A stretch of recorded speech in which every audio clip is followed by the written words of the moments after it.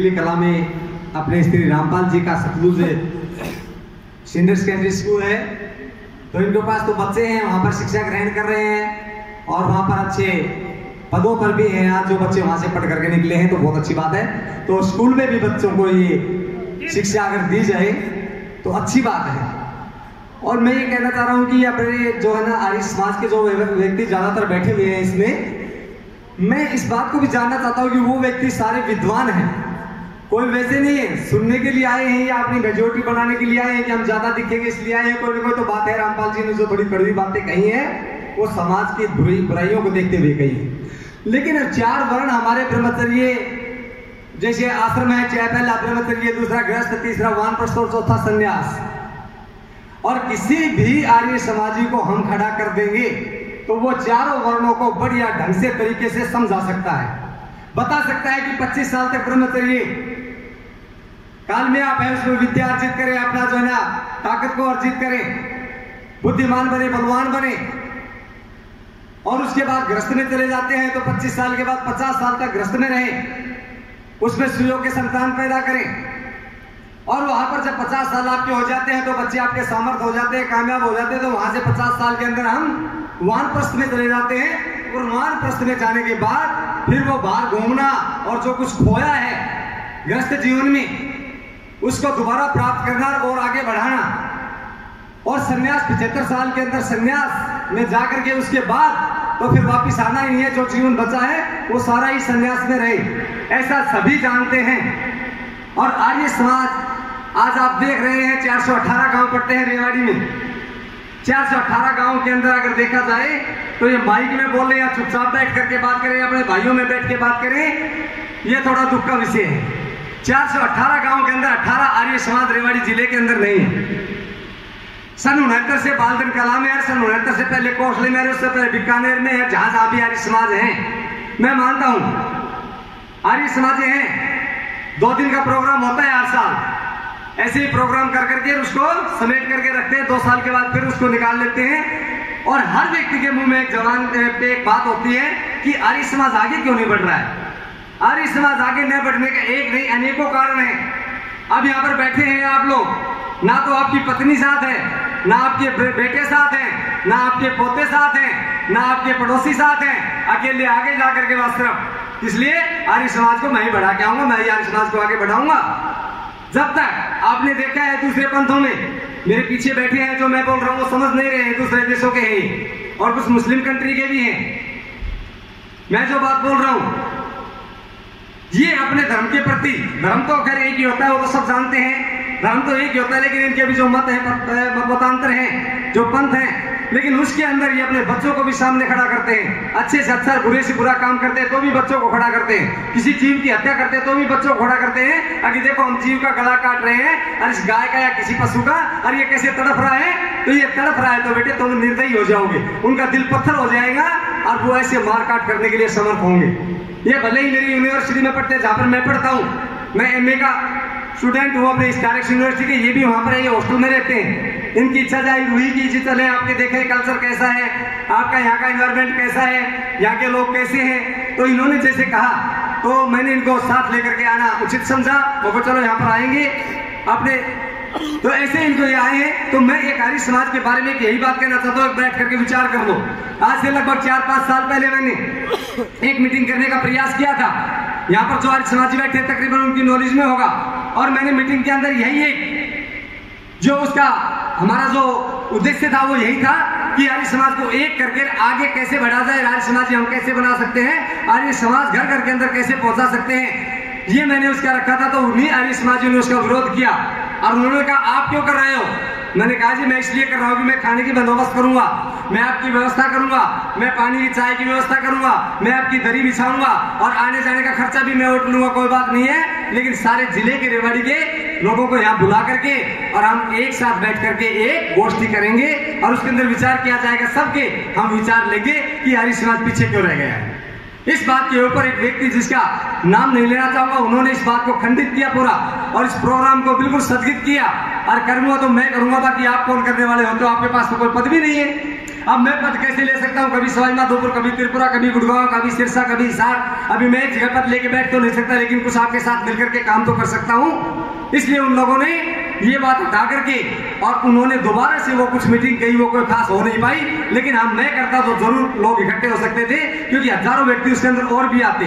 अब इसके अंदर अगर हाथ खड़ा किया जाए, वे जो हर बार आर्य समाज के जलसे में आते हैं, ये रसूलपुर से बैठे हुए हैं, ये कोसली से बैठे हुए हैं, यहाँ बेरली से बैठे हुए हैं, यहाँ दूसरी आर्य समाजों से बैठे हुए हैं। भाई देखो, इसमें बुराई की कोई बात नहीं है, लेकिन तुम इनके घर चले जाओ, हम तुम्हारे घर चले जाएंगे, तुम्हारा जलसा होगा तो हम आ जाएंगे, हमारा जलसा होगा तो तुम आ जाएंगे। इससे भाई आर्य समाज का अगर बढ़ावा करना चाहेंगे तो किस तरह से होगा? अपने घर के सारे काम, जैसे कोरोना के अंदर घर में बंद हो गए थे, कोई काम नहीं कर पाए और सारे सबको भोजन भी मिला था और सब कुछ काम भी चला था, उसी तरह से पूरे परिवार को कहोगे 2 दिन का प्रोग्राम है और इस प्रोग्राम के अंदर मेरे परिवार का कोई भी सदस्य ड्यूटी पे भी नहीं जाएगा, चाहे विदाउट पे हो जाए, कोई दिक्कत नहीं है। अगर लेकिन आर्य समाज के जलसे में 2 दिन का पूरा समय देना है और पूरा शारीरिक रूप से भी मेहनत करना है, वहां पर शारीरिक सहयोग भी देना है, इस तरह से अगर ला करके बैठाया जाए तो आपके परिवारों को अगर लगाए, तो अगर मान लो आप यहाँ पर 100 व्यक्ति हैं तो 1000 व्यक्तियों की जनसभा यहाँ पर हो जाए, और 1000 व्यक्तियों को देख करके क्यों नहीं दूसरे भी आएंगे और दूसरे आएंगे। मैं कहा करता हूँ अक्सर आर्य समाज की जलसों में, प्रोग्रामों में पार्टी दरी बिछा देते हैं, लेकिन ये तो सुधार हुए हैं, आज दरी तो अच्छी बिछाई हुई है, देखते चमकती हुई दरी, अच्छा स्टेज लगा रखा है, अच्छा माइक लगा रखा है, सारी बात लगा रखी है, लेकिन किसी ने कोई प्रयास नहीं किया। अगर मेरे को आप 5 दिन या 7 दिन दे देते या किसी और गाँव में प्रोग्राम करें, मेरे को बुलाया जाता जी आप आ जाओ उस गाँव के अंदर, इससे 10 गुना नहीं तो 20 गुना जनसंख्या में लोगों की संख्या कर करके मैं दिखा सकता हूँ। लोगों को जोड़ने का मुझे पता है कैसे जोड़े जाते हैं, किस तरह से लोगों को। मेरे शिविर जब लगते थे योग के, उसके अंदर 450, 500 पदियास गांव के अंदर 600, और बगैर फीस के मैंने कभी शिविर नहीं लगाया। सबकी फीस लेता था, मैं कार्ड बनाता था, गेट के अंदर उसी को आने देता था जिसके पास कार्ड था, और उसके अंदर इतनी भीड़ हुआ करती थी। और जनेऊ के लिए भी मैं उनको बाध्य किया करता था, भाई जनेऊ पहनाएंगे, चाहे वो कन्याएं हैं, चाहे वो बालक है, बालिकाएं हैं, उन सभी को मैं बाध्य करता था। और मैंने रेवाड़ी के गांव के अंदर योग शिविर लगाए हैं, तो उनमें करता था। एक गुड़िया कहने लगी, अजी मेरी दादी ने मना किया है, मैं जो है शिविर ये जनेऊ नहीं ले सकती मैं, और 10वीं क्लास की थी वो छात्रा, उसको मैंने बाहर निकाल दिया। अगर आप घर चले जाओ अपने, जब जनेऊ नहीं पहनोगे तो हम आपको एक्सरसाइज क्यों सिखाएं, हम आपको आसन प्राणायाम योगासन क्यों सिखाएं, हम आपको इतना बलिष्ठ क्यों बनाएं? हमने की क्या पढ़ी है? हम तो अपने संस्कृति के जो संवाहक होंगे, जो संस्कृति को मानने वाले होंगे, हम उनको जो है बलवान बनाएंगे और उन्हीं को ये विद्या सिखाएंगे जो आत्मरक्षा भी कर सकते हैं। ऐसे निकाल दिया करते थे घर का परिवार उनको लेकर के आया करते थे, हमारी बच्ची जनेऊ पहन लेगी, आप इसको रख लो। और वो फोटो आज मेरे पास लेकर के, और बक्सा भरा हुआ है सभी का। लेकिन मैंने काम किया, लेकिन मैंने केवल अकेले ने काम किया, दूसरा मेरे साथ कोई भी नहीं रहा, मैं केवल अकेला ही चल करके रहा।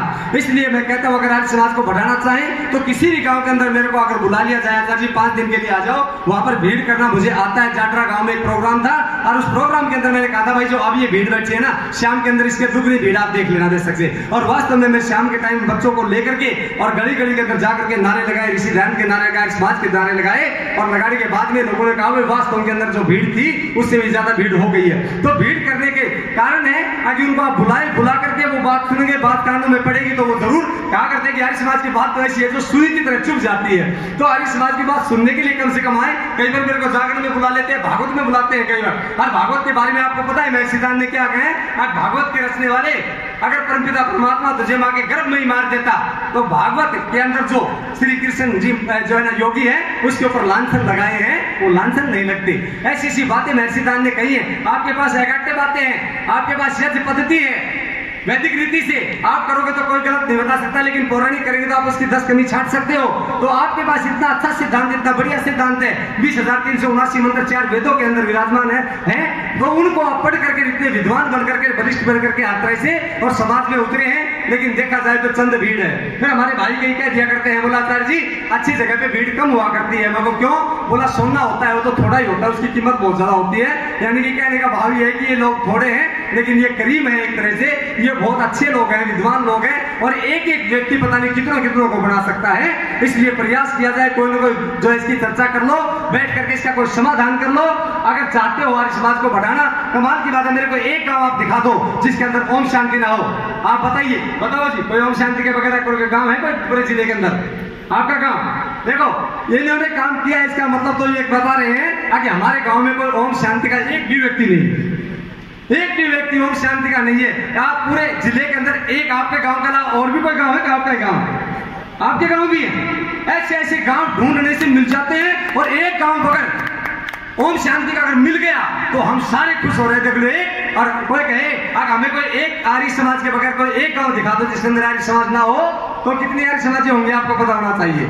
निरी आर्य समाज मिलेंगी, 400 से ऊपर आर्य समाज ऐसी हैं। तो इसलिए हम उसके अंदर कहीं ना आर्य समाज ही है, उसका दादा था, उसका परदादा था, जैसे भी थे। मैं सिद्धांत की एक ही बात अगर जब पढ़ते हैं, अगर हम सुनते हैं शिव कुमार आर्य जी बैठे हैं इनके घर में, मैं कई बार रुकता हूँ, सुबह 4 बजे उठ करके पुस्तक खोल करके पढ़ने लग जाते हैं। मैं सिद्धांत के सिद्धांत को ये हवन करते हैं, अपने इधर बैठे हुए हैं जो भी आसपास के हैं सभी करते हैं, मुझे पता है सतीश जी करते बहुत है, लेकिन मैं इनको देखा है तो मैं बता सकता हूँ सतीश जी ने और अपने शिव कुमार जी ने हवन करते हैं। भाई देखो इनकी धर्मपत्नी है वो बीमार है, इनके बच्चे उनके शादी कर दिए, दूसरा लड़का है वो छोटा है, और ये अकेला पूरे घर को भी संभालता है, परिवार को संभालता है, समाज के अंदर हवन भी करके आता है, और जो हवन करके आता है उसका एक भी पीला पैसा कभी भी अपने घर में लेकर के नहीं आए, केवल जाकर के सारे आर्य समाज के अंदर देते हैं। आर्य समाज के बढ़ाने का और कोसली के अंदर ये आर्य समाज वास्तव में जो सुदृढ़ एक मजबूत आर्य समाज मानी जाती है। तो इसलिए उनके पास बहुत पैसे पड़े हुए। कोई आया था जी खर्चा करेंगे, तो जिक्र आया था, बोला जी बहुत पैसे पड़े, खर्चा हम कर देंगे आचार्य जी, आप जैसे बताओगे वैसे कर देंगे।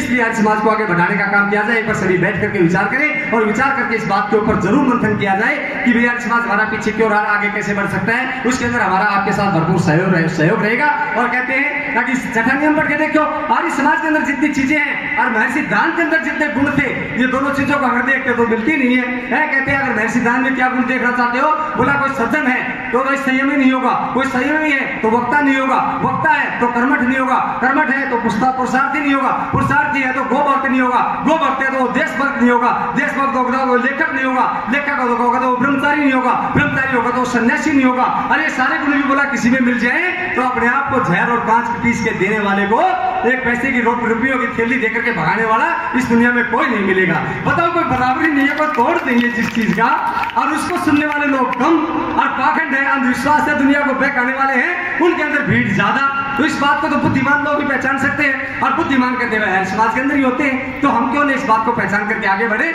इसलिए छठा नियम हम पढ़ते भी हैं। छठे नियम के अंदर बताया गया कि इस संसार का उपकार करना, इसे संसार का उपकार करना है समाज का मुख्य उद्देश्य, अर्थात शारीरिक, आत्मिक और सामाजिक उन्नति करना। यानी सबसे पहले शरीर को बलवान बनाए, शारीरिक उन्नति करें। शारीरिक उन्नति और किसी ग्रंथ पंथों के अंदर नहीं लिखा है। आप राधा स्वामी में या धनदसुरु राजगुरु सुखदेव या आपने दूसरे हैं इनमें जाओगे, जो मत है जितने भी, उनमें जाओगे तो नहीं मिलेगा आपको। लेकिन आर्य समाज के अंदर शारीरिक उन्नति और ये लाठा बाला छुरी दंड बैठक आदि जो सिखाते थे, हमने देखा है ये आर्य समाज के अंदर है कि शारीरिक उन्नति और उसके बाद मानसिक उन्नति और उसके बाद सामाजिक उन्नति बताई गई है कि दोनों चीज हो जाए। तो ये चीज बताई तो आर्य समाज को बढ़ावा देने के लिए बताई है। लेकिन कितने व्यक्ति हैं आप यहाँ पर बैठे हुए हैं, आप अपने आप से बता दें कि हम पूर्ण निरोगी हैं, हमारे को कोई रोग नहीं है और हमारी सारी पूर्ण उन्नति हो चुकी है, हम बिल्कुल रोगी नहीं है, कोई बीमारी नहीं है, कोई किसी तरह की ऐसे आदमी 1 2 3 4 5 हुए ना, कुछ परसेंट हैं, 4-5% मान लिया जाए, लेकिन 100% हम नहीं हो सकते, नहीं कर सकते हैं। तो इसलिए कोशिश किया जाए तो हर तरह से कोशिश करें। तो योगासन प्राणायाम यही मेरा एक विषय है, मैं इसी विषय को लेकर के चलता हूं। आगे मैंने पहला सुख निरोगी काया और महर्षि दान के अनुसार भी पहला शारीरिक जो है ना उन्नति, मैं उसको ही लेके चल रहा हूँ। ज्यादा मेरे पास कुछ नहीं है, लेकिन शारीरिक उन्नति के लिए मैं जरूर बता सकता हूँ, क्योंकि हमारा खान पान कैसा, हमारा रहन सहन कैसा, हमारी बोलचाल कैसा, हमारा व्यवहार कैसा है, हमारा आचार विचार कैसे, और उस पर सुधार करेंगे तो जरूर हमें उससे लाभ मिलेगा। अब शारीरिक पहला सुख निरोगी का बताया तो पहले शरीर ठीक हो जाए, बाकी काम तो सारे बात के हैं। तो शरीर ठीक होना कैसे ठीक होगा। अब जिसका शरीर ठीक नहीं है, चला भी नहीं जा रहा है, भाषण तो वो भी बच्चे बड़े अच्छे दे देते हैं। एक व्यक्ति था, उसको तो उठा करके स्टेज के ऊपर रखा करते थे, लेकिन भाषण वो भी अच्छा दिया करते थे। तो इसलिए शारीरिक उन्नति करने के लिए आपका खान पान ठीक हो